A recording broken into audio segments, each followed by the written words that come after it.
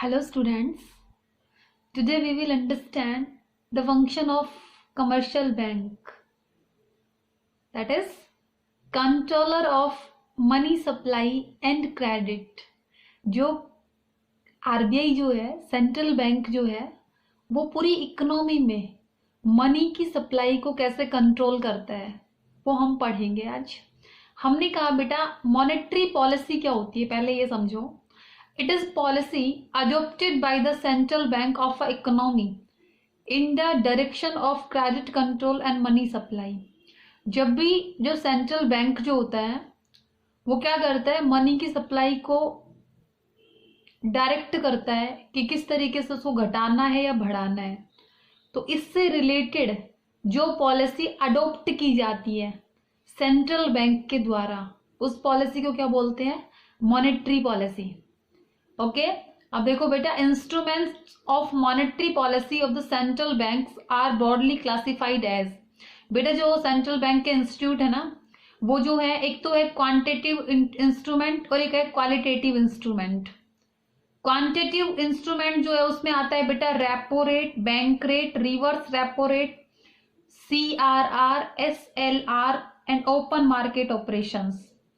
Qualitative instruments जो है उसमें आता है margin requirements, rationing of credit, moral suasion. ठीक है, इनको अच्छे तरीके से पढ़ते हैं वन बाय वन, और ये किस तरीके से क्रेडिट को कंट्रोल करते हैं, क्या करना होता है जिससे क्रेडिट को कंट्रोल किया जा सकता है या फिर बढ़ाया जा सकता है क्रेडिट की सप्लाई को। ठीक है, तो ये हमें आज पढ़ना है, quantitative instrument and qualitative instrument.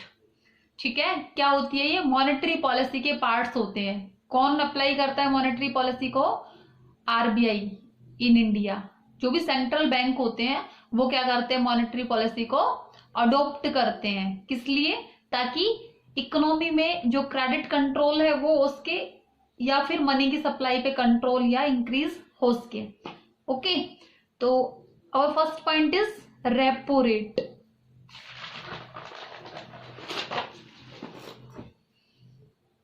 देखो रेपो रेट क्या होती है। Repo rate is the rate at which central bank of a country lends money to the commercial bank to meet their short term needs. बेटा जो commercial bank होती है ना, जो कमर्शियल बैंक होते हैं उनकी जो शॉर्ट टर्म नीड्स होती है उनके लिए क्या लेते हैं, कमर्शियल बैंक सेंट्रल बैंक से लोन लेते हैं। तो सेंट्रल बैंक जिस रेट से इंटरेस्ट चार्ज करता है वो क्या होती है, रेपो रेट होती है।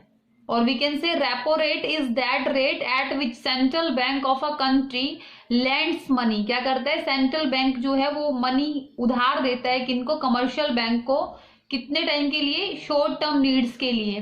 तो उनपे जो इंटरेस्ट चार्ज करता है वो रेट क्या होती है, रेपो रेट होती है। The central bank advances loans against approved securities and eligible bill of exchange. क्या करता है सेंट्रल बैंक, सिक्योरिटीज लेता है, अप्रूव्ड सिक्योरिटीज लेता है। जब वो लोन इशू करता है सेंट्रल बैंक कमर्शियल बैंकों के फेवर में, तो क्या करता है, सिक्योरिटी लेता है। ओके, देखो अगर रेपो रेट बढ़ जाती है बेटा, अब आप सोच के देखो, रेपो रेट अगर बढ़ जाएगी इसका मतलब क्या होगा, cost of borrowing for the central bank, मतलब कॉस्ट ऑफ बोरोविंग जो है वो बढ़ जाएगी। अगर कॉस्ट ऑफ बोरोविंग बढ़ जाएगी इसका मतलब क्या होगा, it forces the commercial bank to increase their lending rate. इसका मतलब क्या होगा, कमर्शियल बैंक जो है वो भी क्या करेंगे, जो लोन देंगे उस पे ज्यादा इंटरेस्ट लेंगे। इसका मतलब लोन लेना महंगा हो जाएगा, which discourage borrowers from taking loan. तो अगर लोन महंगा हो जाएगा तो क्या होंगे, जो बोरोवर्स है वो डिस्करेज हो जाएंगे, तो क्या करेंगे, लोन कम लेंगे। It means it reduces the ability of commercial bank to create credit। इसलिए क्या हो जाएगा, कमर्शियल बैंक की जो क्रेडिट क्रिएट करने की एबिलिटी है वो क्या हो जाएगी, रिड्यूस हो जाएगी, जब रेपो रेट को बढ़ा दिया जाएगा। ठीक है, एक बार दोबारा से समझते हैं बेटा। हमने ये कहा कि जो आरबीआई जो होता है वो क्या करता है, कमर्शियल बैंकों को लोन प्रोवाइड करता है। जब आरबीआई कमर्शियल बैंक्स को लोन प्रोवाइड करता है तो उनसे जो रेट ऑफ इंटरेस्ट लिया जाता है उसको क्या बोलते हैं, रेपो रेट बोलते हैं। अगर रेपो रेट महंगी हो जाएगी तो क्या होगा, कॉस्ट ऑफ बोरोविंग जो है वो ज्यादा हो जाएगी सेंट्रल बैंक्स की। इसका मतलब क्या हो गया, कमर्शियल बैंक्स भी क्या करेंगे, जो लैंडिंग रेट है उसको इंक्रीज करेंगे। कमर्शियल बैंक अगर लैंडिंग रेट को इंक्रीज करेंगे, इसका मतलब क्या हो गया बेटा, जो बोरोवर्स हैं वो डिस्करेज हो जाएंगे, वो लोन कम लेंगे। इट मीन्स कमर्शियल बैंक की जो क्रेडिट क्रिएट करने की जो एबिलिटी है वो रिड्यूस हो जाएगी। ठीक है। और अगर मैं बात करूं डिक्रीज इन रेपो रेट, अगर डिक्रीज हो जाए रेपो रेट में, will have the opposite effect. तो क्या होगा, अगर रेपो रेट कम हो जाएगी तो कॉस्ट ऑफ बोरोविंग भी कम हो जाएगी। तो क्या होगा, कमर्शियल बैंक जो है वो भी लैंडिंग रेट कम रखेंगे, तो क्या होंगे, बोरोवर्स लोन ज्यादा लेंगे। इसका मतलब कमर्शियल बैंक की क्रेडिट क्रिएट करने की एबिलिटी इंक्रीज होगी। ठीक है। तो क्या होता है बेटा, जब भी डिफ्लेशन आता है, देखो सबसे समझो पहले डिफ्लेशन और इन्फ्लेशन क्या होता है, इसको नेक्स्ट यूनिट में हम बहुत अच्छे तरीके से समझेंगे। अभी आप सिर्फ इतना मानेंगे, डिफ्लेशन का मतलब होता है मंदी आना। ठीक है, मतलब लोग जो है वो डिमांड कम कर रहे हैं, लोगों की परचेजिंग पावर कम है। ठीक है, मंदी आई हुई है अर्थव्यवस्था में। इन्फ्लेशन का मतलब होता है तेजी आना। अगर मंदी आई हुई है तो क्या होगा, आरबीआई जो है रेपो रेट को डिक्रीज कर देगा ताकि लोन लेना सस्ता हो जाए। ठीक है, ताकि लोगों के पास मनी की सप्लाई सस्ते में हो सके, तो लोगों की परचेजिंग पावर इंक्रीज हो सके। और अगर इन्फ्लेशन आया हुआ होगा तो क्या होगा, रेपो रेट को इंक्रीज कर दिया जाएगा ताकि लोगों की डिमांड को कंट्रोल किया जा सके।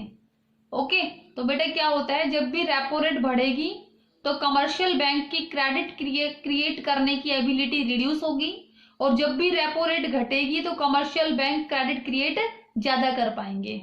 Okay, this is your first point, repo rate. Repo rate क्या होती है, repo rate is the rate at which the central bank of a country lends money to the commercial bank to meet their short term needs.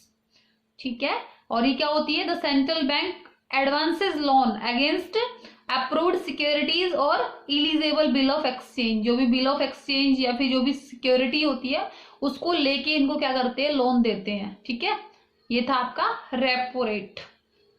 Next है क्या था बेटा, bank rate. अब हम bank rate पढ़ते हैं। बैंक रेट क्या होती है, देखो bank rate, bank rate is that the rate at which central bank of a country lends money to the commercial bank to meet their long term needs. बेटा देखो, ये भी, इसमें भी वही हो रहा है, क्या हो रहा है, आरबीआई जो है वो कमर्शियल बैंकों को लोन देता है। ठीक है, वहां पे भी यही हो रहा था कि आरबीआई क्या कर रहा था, कमर्शियल बैंक्स को लोन दे रहा है। लेकिन बैंक रेट कब लगती है, जब लॉन्ग टर्म के लिए लोन दिया जाता है, और रेपो रेट कब अप्लाई होती है, जब शॉर्ट टर्म के लिए लोन दिया जाता है। ओके, तो ये क्या होती है, bank rate is that rate at which central bank of a country lends money to commercial bank to meet their long term needs.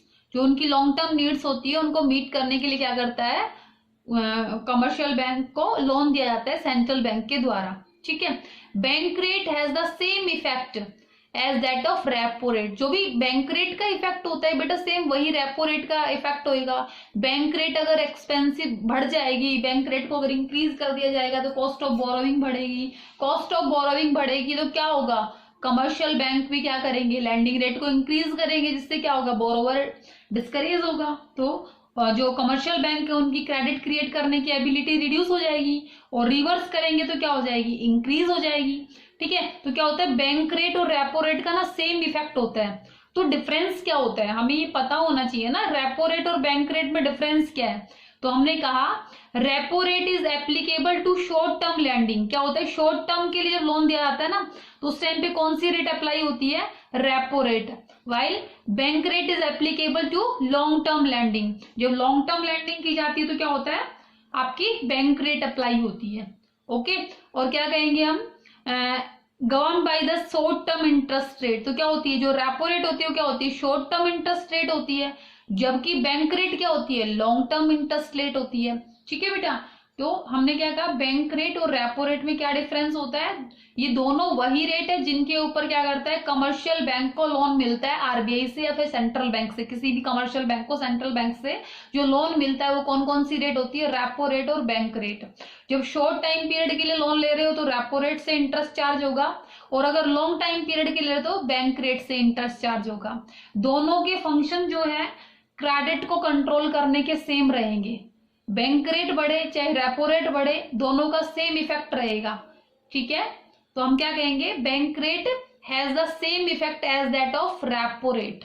Okay, तो I hope it is very clear to you what is bank rate and what is repo rate and what is the difference between bank rate and repo rate.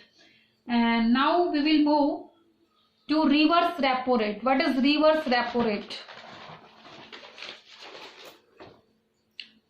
Reverse repo rate क्या होती है, इसको समझना जरूरी है। देखो हमने क्या कहा, हमने ये कहा कि जब कमर्शियल बैंक सेंट्रल बैंक से लोन लेते हैं तो सेंट्रल बैंक उनसे जिस रेट पे इंटरेस्ट चार्ज करता है that is bank rate and repo rate. अब देखो रिवर्स रेपो रेट का मतलब क्या हो गया कि रेपो रेट से उल्टा है ये। ठीक है, क्या होता है, this is exact opposite to repo rate. क्या होता है, ये रेपो रेट के एग्जैक्ट अपोजिट होता है। When the commercial bank have surplus funds they can deposit the same with the central bank and earn interest. अब क्या हो रहा है, कमर्शियल बैंक जो है उसके पास जो एक्स्ट्रा पैसा है, सरप्लस फंड्स हैं, उनको क्या कर रहा है, आरबीआई के पास पार्क कर रहा है। आरबीआई कमर्शियल बैंकों का पैसा यूज कर रहा है। तो अगर आरबीआई कमर्शियल बैंक का पैसा यूज कर रहा है, फिर कोई भी सेंट्रल बैंक कमर्शियल बैंक्स का पैसा यूज कर रहे हैं, तो उनके ऊपर, उस लोन के ऊपर जो इंटरेस्ट लगता है उसको हम क्या बोलते हैं, रिवर्स रेपो रेट। मीन्स ये वो वाला इंटरेस्ट रेट है जो सेंट्रल बैंक देगा, किसको, कमर्शियल बैंक को। ओके, तो क्या कहेंगे, the rate of interest paid by central bank on such deposits, जो इन डिपॉजिट्स के ऊपर जो सेंट्रल बैंक के द्वारा रेट ऑफ इंटरेस्ट पे की जाती है, किसको, to commercial bank, it is called reverse repo rate. तो ये क्या होती है, रिवर्स रेपो रेट होती है। ओके, अब हमने कहा बेटा रिवर्स रेपो रेट अगर बढ़ जाती है, सोच के देखो, अगर रिवर्स रेपो रेट बढ़ जाएगी इट मीन्स क्या होगा, it encourage the commercial bank to deposit their funds with the central bank। तो क्या होगा, अगर ये इंटरेस्ट रेट कमर्शियल बैंक्स को आरबीआई से ज्यादा मिल रही है, सेंट्रल बैंक से ज्यादा मिल रही है, तो क्या होगा, कमर्शियल बैंक अपने सरप्लस फंड्स को कहाँ पे पार्क करेंगे, सेंट्रल बैंक के पास पार्क करेंगे। इसका मतलब क्या होगा, negative effect on lending capability of commercial bank. तो क्या होगा, कमर्शियल बैंक मनी का क्रिएशन कम कर पाएंगे, क्योंकि उनका जो मैक्सिमम फंड जो थे उन्होंने तो पब्लिक की बजाय आरबीआई को उधार दे दिए। तो क्या हो गया, अगर रिवर्स रेपो रेट बढ़ जाती है तो क्या होगा, कमर्शियल बैंक जो है वो सेंट्रल बैंक के पास अपने सारे डिपॉजिट्स रख देंगे। इससे क्या होगा, उनकी जो क्रेडिट क्रिएट करने की कैपेसिटी है उसके ऊपर नेगेटिव इफेक्ट पड़ेगा। ओके, और अगर मैं बात करूं इससे अपोजिट, तो रिवर्स रेपो रेट को अगर डिक्रीज कर दिया जाएगा तो क्या होगा, उससे क्या होगा, पॉजिटिव इफेक्ट पड़ेगा। मीन्स अब क्या कर पाएंगे, कमर्शियल बैंक क्रेडिट क्रिएट ज्यादा कर पाएंगे, लोगों को उधार ज्यादा दे पाएंगे, जिससे ज्यादा क्रेडिट क्रिएशन होगा। ओके, तो ये था बेटा reverse repo rate. Reverse repo rate में क्या होता है, हमने ये कहा जब कमर्शियल बैंक अपने सरप्लस को किसको दे देते हैं, सेंट्रल बैंक को दे देते हैं यूज करने के लिए। तो सेंट्रल बैंक क्योंकि कमर्शियल बैंक्स का पैसा यूज कर रहा है, तो वो जो रेट उनको देगा इंटरेस्ट की, that is reverse repo rate. Okay, तो रिवर्स रेपो रेट अगर बढ़ती है तो मनी की सप्लाई जो है वो घट जाती है, क्योंकि इस केस में कमर्शियल बैंक क्रेडिट क्रिएट कम कर पाते हैं। और अगर रिवर्स रेपो रेट घट जाती है तो मनी क्रिएशन कमर्शियल बैंक्स के द्वारा ज्यादा किया जा सकता है। Okay, this is reverse repo rate. Okay, next है बेटा आपका ओपन मार्केट ऑपरेशंस। क्या होते हैं, ध्यान से समझो। हमने ये कहा open market operation, OMO, refers to buying and selling of government securities by the central bank from to the public and commercial bank। क्या होता है बेटा, आपको पता है, हमने ये कहा कि जब भी गवर्नमेंट को मनी की रिक्वायरमेंट होती है तो वो सिक्योरिटी रखती है किसके पास, सेंट्रल बैंक के पास। ऐसे ही जब कमर्शियल बैंक्स को लोन की रिक्वायरमेंट होती है तो वो भी सिक्योरिटीज रखते हैं, और अगर वो टाइमली पे नहीं कर पाते तो वो सिक्योरिटी किसकी हो जाती है, सेंट्रल बैंक की हो जाती है। तो क्या करती है बेटा, सेंट्रल बैंक जो है ओपन मार्केट में सिक्योरिटीज को सेल या परचेज करती है। किससे, क्या तो पब्लिक से या फिर कमर्शियल बैंक से। ठीक है, ऑक्शन जो होती है ना, बोलियां लगती हैं, तो क्या होती है, ओपन मार्केट ऑपरेशन का एग्जाम्पल होती है। ओके, तो हमने कहा RBI is authorized to sell and purchase treasury bill and government securities. तो आरबीआई के पास बेटा ये अथॉरिटी होती है कि जो भी गवर्नमेंट की सिक्योरिटीज हैं उनको वो सेल परचेज कर सकता है। अगर आरबीआई जो है बेटा वो अगर सेल करता है सिक्योरिटीज को, ठीक है, sale of security by central bank, अगर सेंट्रल बैंक ने सिक्योरिटीज को सेल कर दिया तो जो मनी थी वो किधर आ गई, सेंट्रल बैंक की साइड आ गई। तो इसका मतलब क्या हो गया, reduces the reserve of commercial bank. तो जो कमर्शियल बैंक हैं उनके जो सरप्लसेस हैं या फिर रिजर्व्स हैं वो क्या हो जाएंगे, रिड्यूस हो जाएंगे, जिससे मनी का क्रिएशन क्या होगा, कम होगा। ठीक है, और अगर मनी का क्रिएशन कम होगा तो क्या होगा, इन्फ्लेशन पे कंट्रोल हो जाएगा। अगर तेजी आई हुई है तो आप मनी की सप्लाई को घटा दोगे तो क्या हो जाएगा, इन्फ्लेशन पे कंट्रोल हो जाएगा। नेक्स्ट हमने बताया बेटा, अगर परचेज करता है, अगर central bank purchase securities of central bank by central bank, तो क्या होगा, कमर्शियल बैंक के पास रिजर्व्स बढ़ जाएंगे, और अगर कमर्शियल बैंक्स के पास रिजर्व बढ़ जाएंगे तो डिफ्लेशन पे कंट्रोल हो जाएगा। इज इट क्लियर और नॉट? ठीक है, तो हमने क्या कहा, ओपन मार्केट ऑपरेशन का मतलब होता है बेटा, आरबीआई के पास जितनी भी गवर्नमेंट सिक्योरिटीज होती हैं या फिर कोई भी कमर्शियल बैंक की सिक्योरिटीज होती हैं, उनको आरबीआई ओपन मार्केट में सेल और परचेज करता है। अगर आरबीआई सिक्योरिटीज को सेल कर रहा है तो जो पैसा है इकोनॉमी से कहाँ की साइड जाएगा, सेंट्रल बैंक की साइड जाएगा, जिससे क्या होगा, इकोनॉमी में मनी सप्लाई घटेगी। ठीक है, और अगर कमर्शियल बैंक जो है उसको सेल कर रहा है सिक्योरिटी को, तो कमर्शियल बैंक के रिजर्व घट जाएंगे, तो उससे क्या होगा, कमर्शियल बैंक मनी क्रिएशन कम कर पाएंगे, और मगर मनी क्रिएशन अगर कम करेंगे तो लोगों को लोन कम मिलेगा, लोगों को लोन कम मिलेगा तो लोगों की परचेजिंग पावर कम हो जाएगी। तो अगर तेजी आई हुई होगी इकोनॉमी में तो क्या हो जाएगा, कंट्रोल हो जाएगा, इन्फ्लेशन पे कंट्रोल हो जाएगा। और अगर परचेज की जाएगी सिक्योरिटी सेंट्रल बैंक के द्वारा तो इकोनॉमी में क्या होगा, मनी का सर्कुलेशन ज्यादा होगा। ठीक है, या फिर क्या हो रहा है, अगर कमर्शियल बैंक से सेंट्रल बैंक परचेज कर रहा है सिक्योरिटीज तो क्या होगा, कमर्शियल बैंक के रिजर्व बढ़ जाएंगे। कमर्शियल बैंक्स के अगर रिजर्व बढ़ेंगे तो क्या होगा, डिफ्लेशन पे कंट्रोल हो जाएगा, इकोनॉमी में क्या होगा, मनी का सर्कुलेशन ज्यादा होगा, ज्यादा लैंड कर पाएगा कमर्शियल बैंक, उससे क्या होगा, लोगों की परचेजिंग पावर बढ़ेगी, लोग डिमांड ज्यादा करेंगे, तो जो मंदी आई हुई है उसमें क्या हो जाएगा, सुधार हो जाएगा, वो चीज वो सिचुएशन जो है वो ठीक हो जाएगी। ठीक है भाई, नेक्स्ट आता है बेटा आपका लीगल रिजर्व रिक्वायरमेंट्स। आपको हमने बताया था LRR, according to LRR commercial banks are obliged to maintain reserve. आपको पता है ना, कमर्शियल बैंक को क्या करना पड़ता है, रिजर्व्स को मेंटेन करना पड़ता है। It is a very quick and direct method for controlling the credit creating power of commercial bank. ये एक ऐसा मेजरमेंट है बेटा, एक ऐसा मेथड है जिसके थ्रू क्या हो सकता है, डायरेक्ट कंट्रोल हो सकता है क्रेडिट क्रिएट पे। ठीक है, जो भी क्रेडिट क्रिएटिंग होती है ना उस पे LLR को घटा के या बढ़ा के डायरेक्ट क्या हो सकता है, क्रेडिट क्रिएट पे कंट्रोल हो सकता है। कैसे, देखो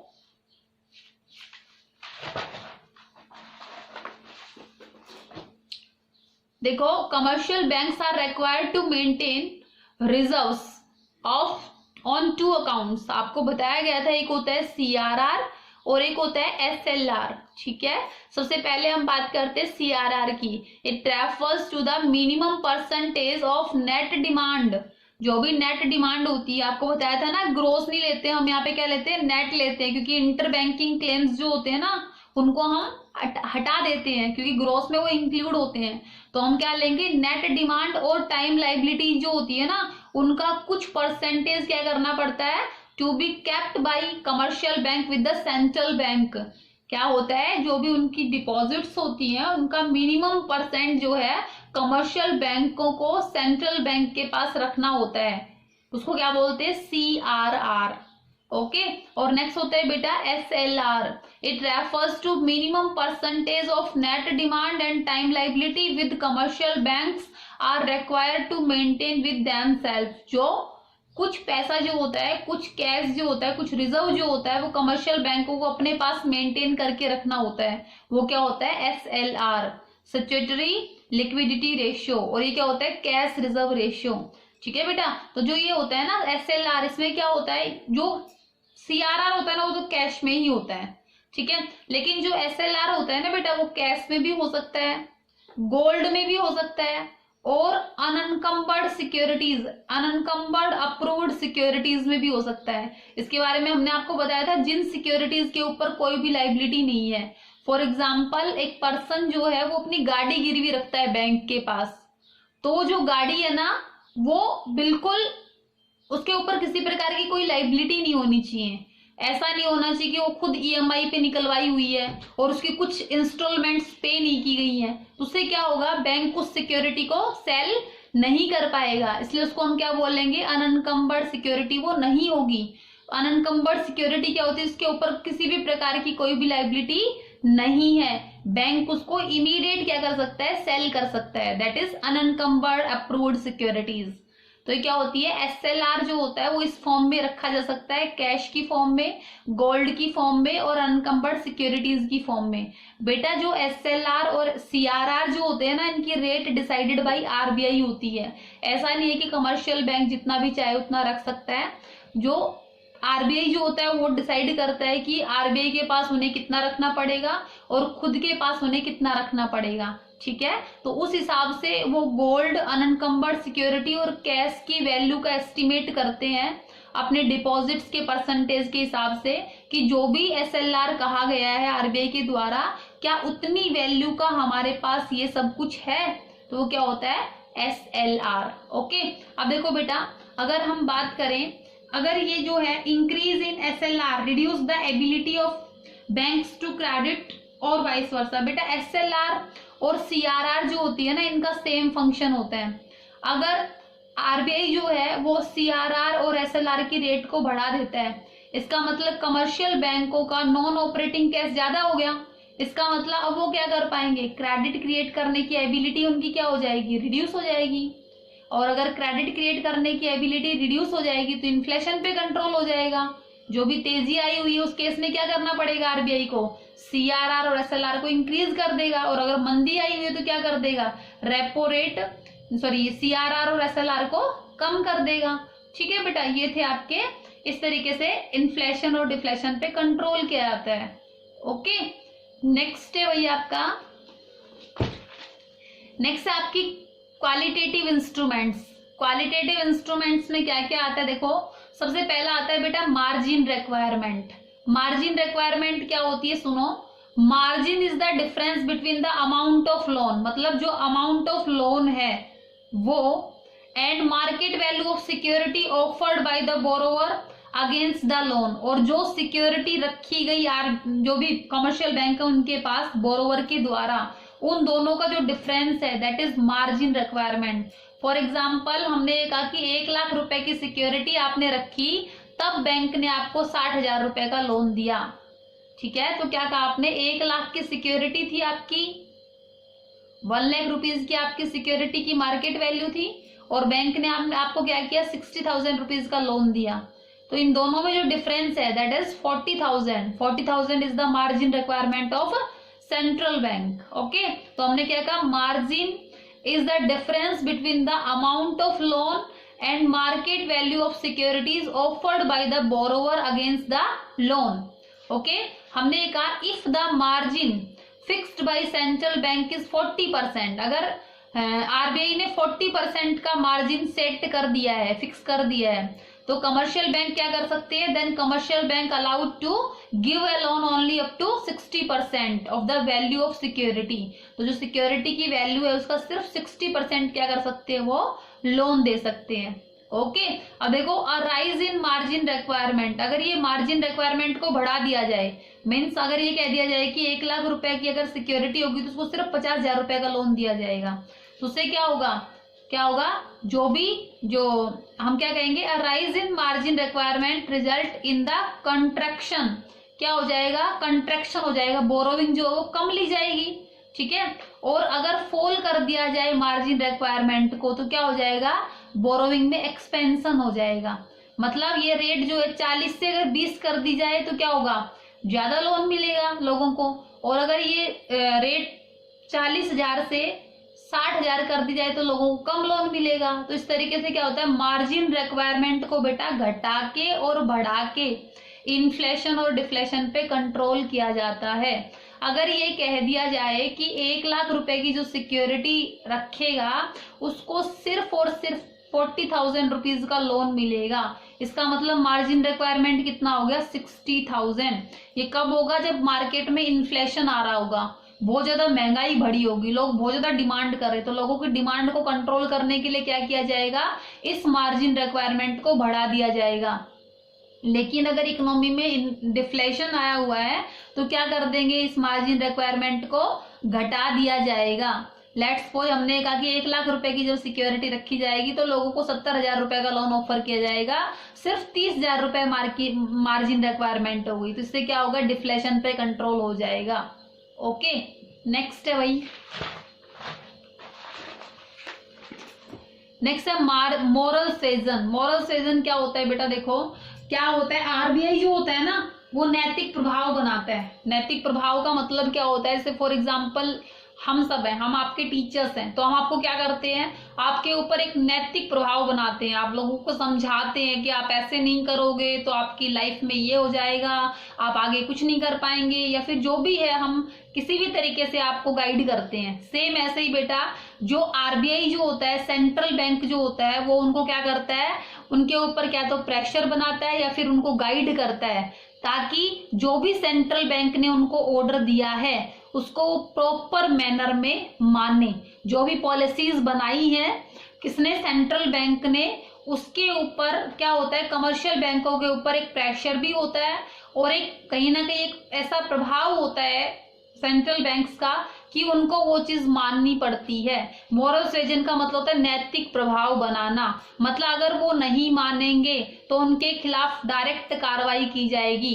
सेंट्रल बैंक जो है वो डायरेक्ट एक्शन लेगा कमर्शियल बैंक्स के खिलाफ, उनकी तुरंत उनको बैंकिंग सिस्टम से निकाल दिया जाएगा। तो क्या होते हैं, प्रेशर में भी होते हैं और उनको प्रॉफिट कमाने के लिए ये करना भी पड़ता है कि जो गाइडलाइन आती है उनको मानना पड़ता है, क्योंकि आरबीआई उनके ऊपर क्या बनाता है, मोरल सुएजन बना के रखता है, नैतिक प्रभाव बना के रखता है।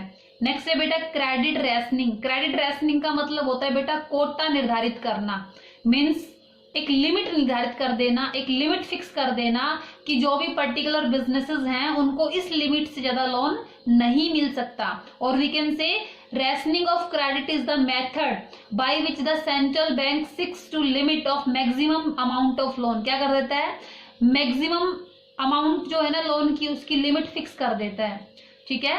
In certain cases fix ceiling for specific categories, specific categories के लिए वो सीलिंग कर देता है कि वो इससे ज्यादा लोन ले ही नहीं सकते। उससे क्या होगा, क्रेडिट रेशनिंग जो होती है वो क्या करेगी, इन्फ्लेशन डिफ्लेशन पे कंट्रोल करेगी। अगर इकोनॉमी में बहुत ज्यादा तेजी आई हुई है, बहुत ज्यादा महंगाई आई हुई है, तो ये क्रेडिट रेशनिंग को क्या कर दिया जाएगा, कम कर दिया जाएगा। मतलब जिन बिजनेसेस को 2 करोड़ रुपए तक लोन दिया जाता था उनको क्या कर देंगे, 1 करोड़ कर देंगे। तो क्या होगा, लोगों को लोन कम मिलेगा, लोगों को लोन कम मिलेगा तो इन्फ्लेशन और डिफ्लेशन पे कंट्रोल होगा, ठीक है। ऐसे ही अगर डिफ्लेशन आया हुआ तो क्या कर देंगे, इस लिमिट को बढ़ा देंगे, ठीक है। तो ये होती है क्रेडिट रेशनिंग। तो बेटा ये बहुत इंपॉर्टेंट चीजें थी आपकी। क्या पढ़ाया हमने आपको, हमने बताया आपको कि जो मॉनेटरी पॉलिसी होती है आरबीआई के द्वारा उसमें 2 इंस्ट्रूमेंट होते हैं, क्वांटिटेटिव एंड क्वालिटेटिव, जिनके थ्रू आरबीआई क्या करता है, मनी की सप्लाई को कंट्रोल करता है। आरबीआई को मनी की सप्लाई को कंट्रोल क्यों करना होता है, क्योंकि जब भी इकोनॉमी में इन्फ्लेशन और डिफ्लेशन आते हैं, तेजी और मंदी आती है, उस दौर में क्या करना पड़ता है, मॉनेटरी पॉलिसी के द्वारा आरबीआई जो है वो पूरी इकोनॉमी में मनी की सप्लाई को घटाता या बढ़ाता है, ठीक है। और ये थे आपके मेजरमेंट्स। क्वांटिटेटिव मेजरमेंट्स में होता है रेपो रेट और बैंक रेट, जिस रेट पे सेंट्रल बैंक जो है कमर्शियल बैंक्स को लोन देता है। रिवर्स रेपो रेट होती है कमर्शियल बैंक सेंट्रल बैंक को लोन देता है जिस रेट पे। CRR और SLR होती है बेटा, ये वो वाले रिजर्व्स होते हैं जो लीगली मेंटेन करने पड़ते हैं कमर्शियल बैंक्स को। CRR किसके पास होता है? RBI के पास, और SLR होता है खुद के पास, उनके पास, कमर्शियल बैंक्स के पास। ओपन मार्केट ऑपरेशन का मतलब होता है जितनी भी गवर्नमेंट सिक्योरिटीज होती है, ट्रेजरी बिल्स वगैरह जो होते हैं, उनको क्या कर सकते हैं? सेल कर सकती है। कौन? RBI, central bank open market में सेल और परचेज कर सकती है, उसके पास अथॉरिटी होती है। क्वालिटेटिव मेजरमेंट्स में आते हैं, इंस्ट्रूमेंट्स में आते हैं मार्जिन रिक्वायरमेंट, मतलब ये क्या होती है? डिफरेंस होती है जो भी लोन ऑफर हुआ और उसके लिए जो भी security as a collateral security रखी गई, जमानत के तौर पे गिरवी जो सिक्योरिटी रखी गई और जितना लोन दिया गया, उनका जो डिफरेंस होता है वो क्या होता है? Margin requirement. Rationing of credit का मतलब होता है जिन भी लोगों को, जिन भी बिजनेसेस को, जिन भी बिजनेस एक्टिविटीज को आप जो भी लोन दे रहे हैं ना, उसकी एक रेट निर्धारित कर दो, उसका एक रेशियो निर्धारित कर दो कि इससे ज्यादा लोन नहीं मिलेगा। लिमिट निर्धारित की जाती है कि इससे ज्यादा लोन नहीं दिया जाएगा। मोरल सुएजन का मतलब होता है, क्या किया जाता है? जो RBI जो होता है वो सभी कमर्शियल बैंकों के ऊपर अपना नैतिक प्रभाव बनाता है कि अगर वो ऐसा नहीं करेंगे तो उनके ऊपर डायरेक्ट एक्शन लिया जाएगा और उनको बैंकिंग सिस्टम से एग्जिट कर दिया जाएगा। ओके, ये थे बेटा monetary policy by the central bank and it's quantitative and qualitative instruments. Okay, so इसको अच्छे तरीके से आप पढ़ेंगे, प्रॉपरली नोट्स बनाएंगे और जो भी डाउट्स रहेंगे वो आप क्लियर करेंगे।